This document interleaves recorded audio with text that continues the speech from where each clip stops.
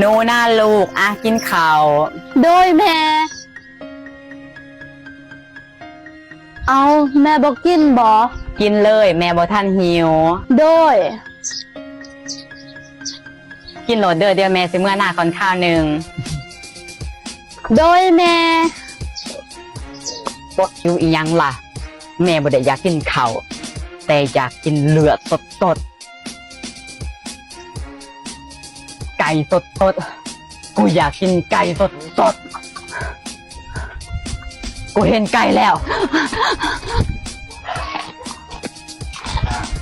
อุ้ยไปเกลือไก่ก่อนเฮ้ยอีหยังหั่น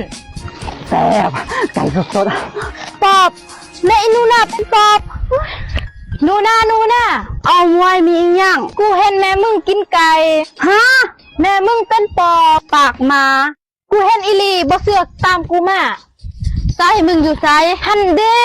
ตามกูมาโลด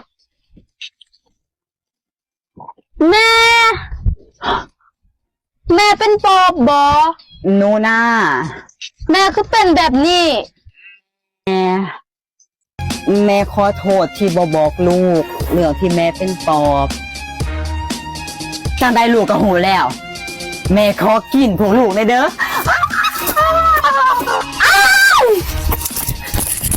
มื้อนี้เจกี้มาเก็บหนี้ไผบ่ใส่หนี้ติดคุกนะจ๊ะเฮ้ยเจกี้มาตายอีนี่มายามใดก็ปิดประตูใส่ยามนั้นมึงออกมาอีนาลีมึงออกมามึงจะออกบ่ออกถ้าบ่ออกกูสิโทร191บัดเดียวนี่มึงออกมาสบายดีเจเป็นจังใดมาจังใดกินข้าวกินน้ำหรือบ่กูกินมาแล้วมึงบ่ต้องมาอยากน้ำสิ้นเดือนแล้วนะจ๊ะโอ้บ่แมน3 เดือนแล้วนะจ๊ะจ่ายมาจ้าทางต้นทางดอกนะจ๊ะถ้ามื้อนี้บ่จ่ายมึงแก้มข่าวตารางเจขออีกทีได้บ่พอดีมูลเงินบ่ทันสัญญาว่าสิจ่ายทั้งต้นทั้งดอกบ่เบี้ยวแน่นอนตลอดเดือนที่แล้วก็ว่าแบบนี้มึงเกี่ยมเข่าคุกเลยเด้อเจคนงาม7 มือเอง7 มื้อกับ7 มื้อแต่ถ้าบ่เห็นจ่ายจะเอาตำรวจมานำสาวตัวงอยเดี๋ยวค่อยอ้ายตัวงอยเดี๋ยวค่อยอ้ายพญาเต่างอยสิโดนบันดาลให้ขาน้อยได้เงินกลับบ้านบ่เด้มื้อนี้เจเก้บ่ทันมีเจมืออื่นเด้อมืออื่นสักเทื่อล่ะเด้น่าจะเกือบเดือนแล้วมือต้องตายก็ยังว่ามืออื่นกับปั้นใส่หน้าจะบ่มืออื่นกับมืออื่นจ้ามืออื่นเนาะเจกับกันเด้อเฮ้ยจะหนีมาสต็อปมึงหยุดเดี๋ยวนี้สบายดีเจมันนี่ก็บ่ทันแม่เอาทำหนีน้ำไผ่ก็บ่ได้กูศูนย์สมัยกูศูนย์มานี่ทำหนีน้ำไผ่ก็บ่ได้สู้กูมีเรื่องสิมาเล่าเรื่องอีหยังสู้จักเจนั่นบ่เจกี้หั่นน่ะเป็นหยังเล่าถึงรถตั้มหมู่ว่านนี่ฮะเจกี้หั่นบ่แม่นเย้เอาสุดีใจเฮ็ดหยังกูเป็นนี่เจกี้คือกันอิลิติกูคือกันเฮ้ยสันกะเย้ดีใจอีหยังกันเด้คอยหยอดนะจ้าฮะเจกี้ข่อยเป็นป่าข้างบ้านและมือนี้ข่อยก็จะออกไปเฮ็ดหน้าที่ของป่าข้างบ้าน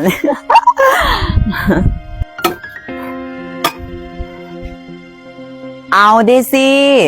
ตายบ่พอกันโดนสมมติว่าจะท้องบ่นี่ตาย50-56 ปีพัดว่าท้องสงสัยลูกเกิดมาเป็นลูกบ่มีพอได้หั่นใส่ละพอของลูกไปใส่ล่ะคือบ่เห็นตายขอไอ้ต้นแทนพ่อแม่เจ้าเด้แล้วว่าเป็นจังซี่ตายเด็กหน่อยสมัยนี้จะแม่นมันเขี้ยวคักเนาะบ่ไหว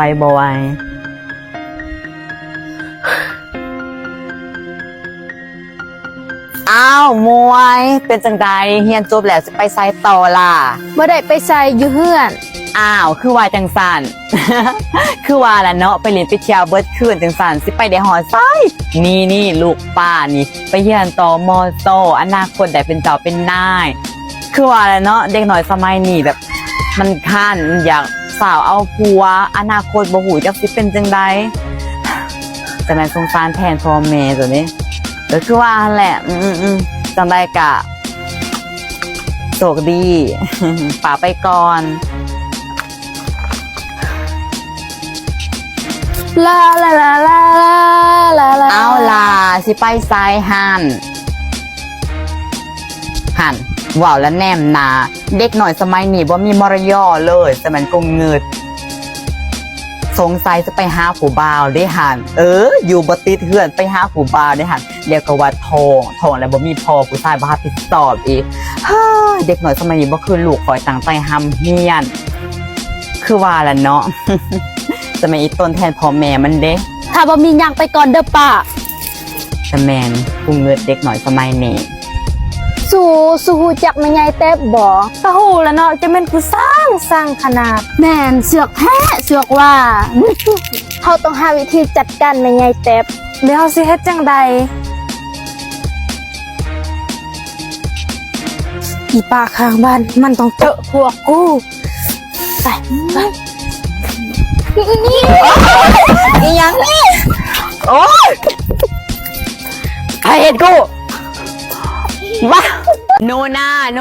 ลูกลงมาซอยแม่เก็บขวดนี้ไว้ฝากไปขาย มีมือมีตีนก็เฮ็ดเองโลด เอาลูกคือว่าวจังสี่การเก็บขวดเอาไปขายคืองานรักของเฮาได้เป็นอาชีพเสริมของเฮา พ่องแม่คนเดียวโลดนี่สกปรก เอาโนนาลูกสิไปซ้ายหัน สารแหน่ไปใส่กับเรื่องของคอย และลูกสิกลับตอนใด เสือก โนนาลูก เป็นยังลูกคือว่าวแนวนี้กับแม่ ไฮเซียเอาหนูนะเฮ้ยพวกมึงแม่กูซื้อไอโฟนให้ป๊าดเท่าได้ห่านบ่แพงดอกแม่กูรวยกูก็รวย แม่นพอกูสู้หนูนาบ่ได้ดอก แต่กูบ่เห็นมึงใส่ไอโฟนเลยโอ้ยกูเอาไว้อยู่เฮือนอยากไปเที่ยวเฮือนหนูนาเด้แม่นเฮือนมึงคือสิไงบ่ต้องไปเป็นยังล่ะแม่กูบ่มักให้ใครมาเฮือนอ้าวเสียดายกูกลับก่อนเขาตามมันไปปะ เอาลูกมาแล้วบอมื้อนี้แม่ขายขวดได้หลายเลย แม่ลูกอยากได้ไอโฟน แม่บ่มีเงินดอกลูก แม่คือจนแท้บุคอยมีแต่คนรวย ก็เฮาเกิดมาจนเดีเฮาต้องทำใจ ๆเป็นยากกูมาเกิดมาจนหนูนะฮะพวกมึงมาได้จังใดนี่เฮือนมึงบ่คือจนแท้หมู่ลูกบ่นี่ สบายดีจ้า อีหนูนะมันจนเขาต้องเลิกคบกับมันปะพวกมึงพ่อแม่คนเดียว หนูนะพักเด้อมื้อนี้มีพักมาขายจ้ามาซื้อซอยแม่ใหญ่แน่ไว้มาละ5,000 10,000เด้อ โอ้ยแม่ใหญ่เจะมาขายอีหยังนี่ ขายพักหลาซื้อซอยแม่แน่ อี